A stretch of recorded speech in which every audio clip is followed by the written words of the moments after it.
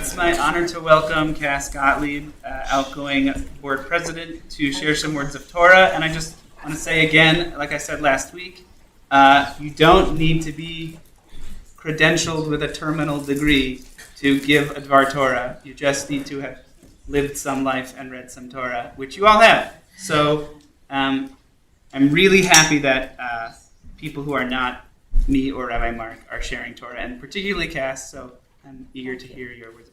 Thank you. I am not the outgoing president. I am the gone.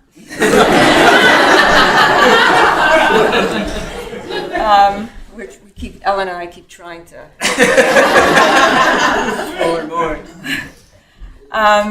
For those of you who weren't here at the beginning of the Torah reading, I asked the group to think about why tzedek is repeated in tzedek tirdof. And for those of you who read Rabbi Mark's email yesterday, he also raised the question.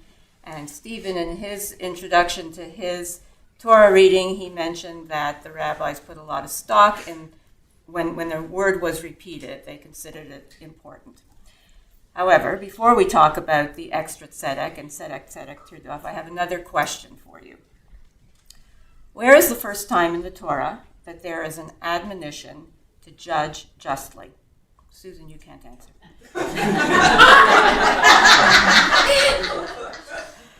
Anybody? Is it in Yitro? It's before Yitro. Abraham arguing with God about something. I guess exactly. Thank you, Jason. Why is Jason allowed? Yeah, you're right. I should not have let Jason answer either. You're right. When God, I want to get to Kiddush. now you're making it really tough. When God tells Abraham that he intends to destroy the city of Sodom, Abraham responds, "Ha'af tispeh tzadik im rasha." Will you put an end to the righteous person along with the wicked one? Hashafet kol haaretz lo ya'aseh mishpat. Shall the judge of all the earth not do justice? Abraham challenges God to be just in his judgment of the people of Sodom. But in this week's Parsha, God challenges us to judge the people with righteous judgment, mishpat tzedek. Is there a difference between simply pursuing justice and pursuing righteous justice? I'm actually asking a question. Anybody? You don't have to answer, but if you want to. Okay. Oh, yes, Well, Jacob.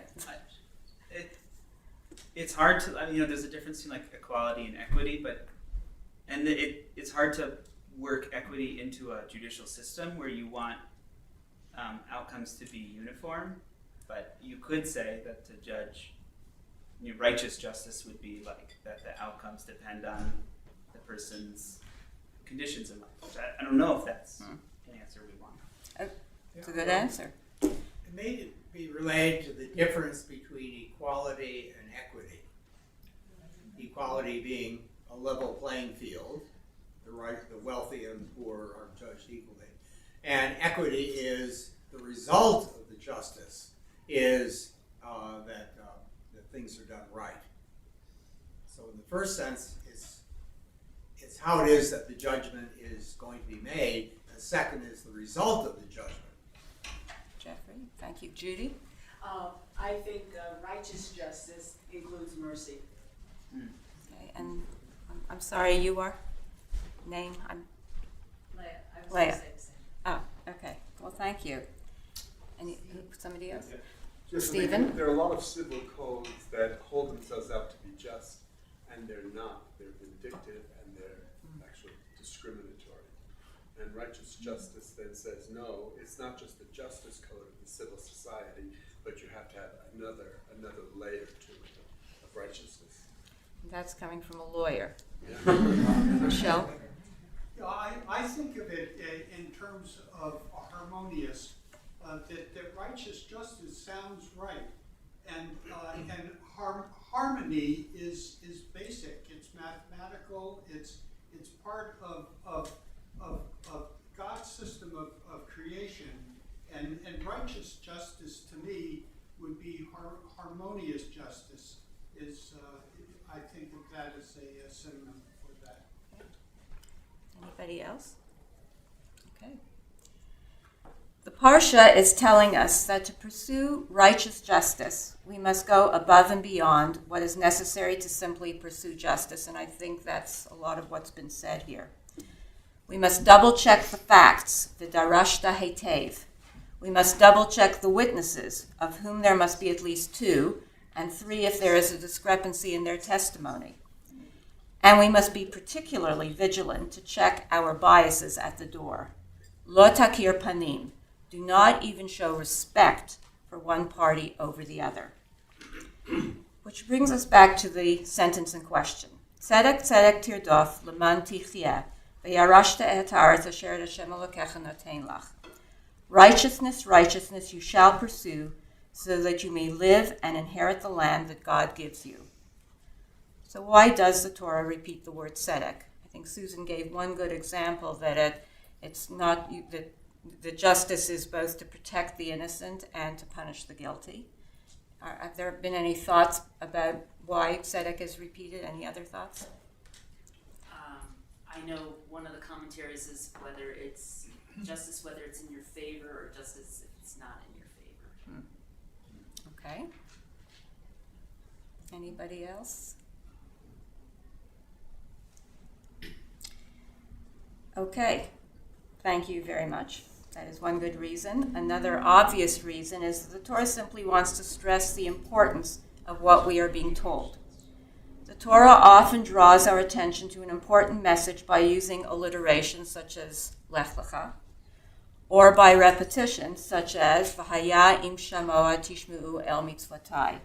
And it will be that if you listen and will listen to my commandments, then all will be good. As it turns out, we are not the first to have noticed that the Torah repeats the word tzedek, and we are not the first to ask why. Some Torah scholars have argued that the word is repeated simply to emphasize the importance of pursuing justice as a means of communal survival, while others claim that the purpose of the repetition is to teach that it is the responsibility of each individual, not just the judges, to pursue justice. As Rabbi Yirmiyah, in the names of Rabbi Yechia taught, Rabbi Chia taught, if a person is neither a scholar nor a teacher, nor known for observing all the commandments, but stands up to protest against evil, such a person is called a blessing. Other commentators suggest that the word tzedek is repeated to represent 2 forms of justice that must be fulfilled. One is righteous justice, which we have talked about. The other is just compromise, which requires when there are 2 equally just claims that clash with each other, the just solution is to find compromise. Rabbi Shimon ben Lakish, known as Reish Lakish, claimed that the word tzedek is repeated to teach that we must take extra care in reviewing evidence and not rush to judgment. Similarly, Rabbi Shimon ben Maimon, known as the Rambam or Maimonides, taught that the word is repeated to emphasize that judgments should be reached through a process of consultation. The judges should not make decisions based on their own impressions, but should keep an open mind and consult with the experts. The pursuit of justice was one of the most frequently repeated concerns in the Torah, and continued to be a central concern of Judaism throughout the ages. The very first sentence in the first chapter of Pirkei Avot, Ethics of the Elders, which was written between 300 BC and 200 CE, states, Havei metunim badin, be diligent and careful in judgment. The Torah and its rabbinic commentaries considered mishpat tzedek, righteous justice, to be absolutely essential to achieving peace in the community, without which the society could thrive or even survive. In his book, The Genesis of Leadership, and I am sorry, I am not about to quote Rabbi Jonathan Sachs, Rabbi Nathan Laufer teaches that, quote, Moses' genius lay in appointing a successor who, while not his spiritual equal, could nevertheless carry on and fulfill the vision. He also created the framework of a just political system to govern the people after they entered the Promised Land. And it's all right here in Parshat Shoftim. First, Moses establishes a judicial system with multiple tiers to handle local and national issues, with rules of civil procedure and with verification of witness testimony. Second, he creates the executive branch of the government, the institution of kingship. But unlike the other kings of the ancient world who had absolute power, the Israelite king would be subject to the rule of law set down in the Torah, and with limits on his ability to tax the people, to accumulate personal wealth, and to declare war. Third, Moses sets up a civil service system consisting of the Kohanim and the Levi'im to administer the religious and educational needs of the people. He supports the system with a modest tax on agriculture, and he disperses the Levi'im throughout the land to avoid the pitfalls of a centralized bureaucracy.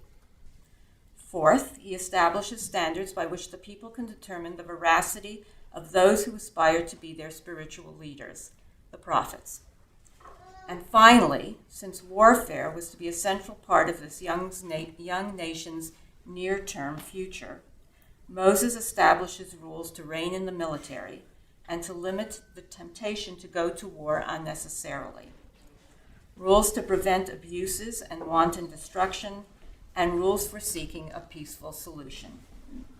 Again, in Rabbi Lawford's words, quote, "By establishing the institutions and rules of governance for the people before taking leave of them, Moses assured that Joshua, his successor, and the Israelites, his disciples, would be able to fulfill his vision of becoming a special people, Am Segula, in their own land." It is painfully difficult not to compare this vision of a just and civil society with the chaos we are living with today in America, and especially in the land of Israel, where this vision was to be realized, and we pray will be realized. And so we end where we began. Tzedek, tzedek tirdof, leman tichyeh, v'yarashta et haaretz asher Hashem Elokecha noten lach. Righteousness, righteousness you shall pursue, so you may live and inherit the land that God gives you. Shabbat shalom.